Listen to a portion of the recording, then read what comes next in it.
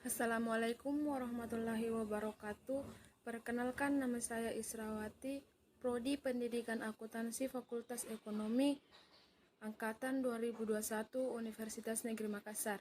Baik, di sini saya akan menyelesaikan tugas UAS saya pada mata kuliah Perencanaan Pembelajaran dengan materi Rancangan Pengalaman Belajar.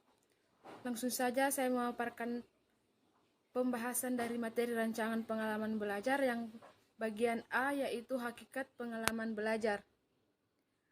Pengalaman adalah sesuatu yang telah dijalani, dialami, atau dirasakan yang tersimpan dalam ingatan. Pengalaman merupakan sumber belajar yang paling kaya sehingga orang dewasa lebih memiliki pengalaman dan motivasi untuk melakukan upaya perbaikan kehidupan. Sedangkan belajar adalah proses atau usaha yang dilakukan setiap orang untuk mencapai perubahan tingkah laku, baik berupa pengetahuan, keterampilan, sikap dan nilai maupun pengalaman dari berbagai hal yang dipelajari. Jadi, pengalaman belajar dapat diartikan sebagai kegiatan yang dilakukan siswa dalam proses pembelajaran untuk memperoleh keterampilan yang dijelaskan dalam kurikulum. B. Pertimbangan pemilihan pengalaman belajar. Menurut Guinness 2018 memberikan tekanan pada pentingnya pengalaman yang multi-indera, dramatis, tidak biasa atau kuat secara emosional. Pengalaman seperti ini akan diingat jauh lebih lama dan lebih daripada pengalaman rutin biasa.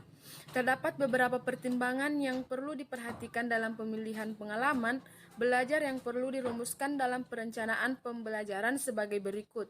1. Berorientasi pada kompetisi. 2. Kesesuaian dengan karakteristik materi pembelajaran. 3. Keterlibatan peserta didik secara optimal.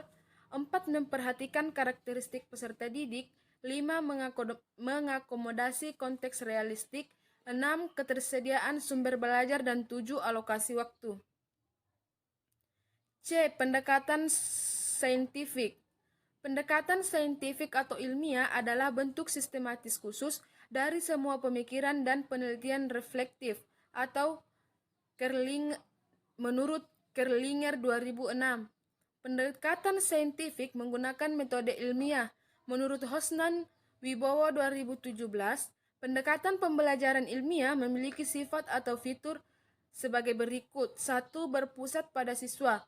2. Keterampilan, proses konsep, hukum, prinsip, dan lain-lain.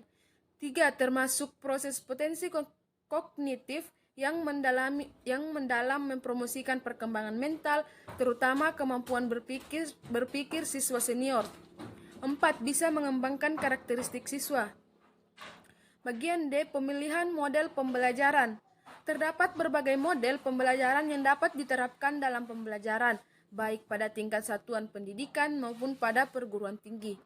Masing-masing model pembelajaran memiliki karakteristik, sintaks, dan dampak instruksional tersendiri. Pembelajaran dimaksud memiliki karakteristik pertama, interaktif dan inspiratif. 2. Menyenangkan, menantang, dan memotivasi peserta didik. 3. Kontekstual. 4. Kolaboratif atau kooperatif. Serta 5. Sesuai bakat, minat, potensi, dan perkembangan peserta didik. E. Merancang pekerjaan rumah. Kegiatan pembelajaran terdiri atas 3 kegiatan, yakni kegiatan tatap muka, kegiatan penugasan terstruktur, dan kegiatan mandiri tidak terstruktur. Kegiatan tatap muka dilakukan dalam bentuk interaksi pendidik dan peserta didik pada satuan pendidikan sesuai dengan alokasi waktu yang telah terjadwal. Kegiatan penugasan terstruktur dan kegiatan mandiri tidak terstruktur merupakan kegiatan penugasan yang tidak dicantumkan dalam jadwal pembelajaran, tetapi dirancang guru dalam silabus dan rencana pelaksanaan pembelajaran atau biasa disebut dengan RPP.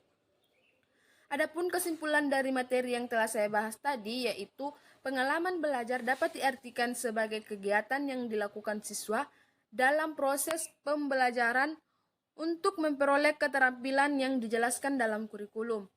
Pendekatan saintifik atau ilmiah adalah bentuk sistematis khusus dari semua pemikiran dan penelitian reflektif. Pendekatan saintifik menggunakan metode ilmiah dalam memilih model pembelajaran penting bagi pendidik untuk memperhatikan kompetensi atau capaian pembelajaran yang diharapkan dalam dimiliki peserta didik sebagai dampak instruksional atau dampak pembelajaran. Kegiatan pembelajaran terdiri dari 3 kegiatan, yakni kegiatan tatap muka, kegiatan penugasan terstruktur, dan kegiatan mandiri tidak terstruktur. Mungkin itu saja pemaparan materi yang dapat saya paparkan. Lebih dan kurangnya mohon dimaafkan. Saya akhiri dengan ucapan wabillahi taufik wal hidayat. Wassalamualaikum warahmatullahi wabarakatuh.